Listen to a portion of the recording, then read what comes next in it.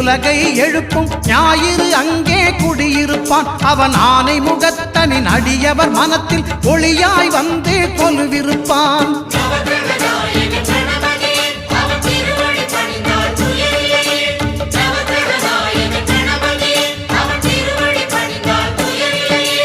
ஒன்பது கோளும் ஒன்றாய் காண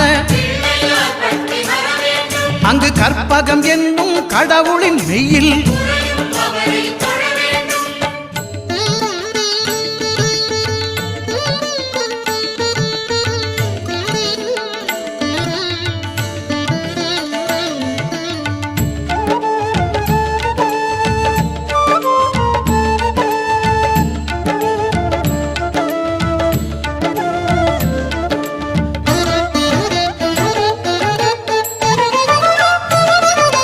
திங்கள் பகவான் திருமுகம் காண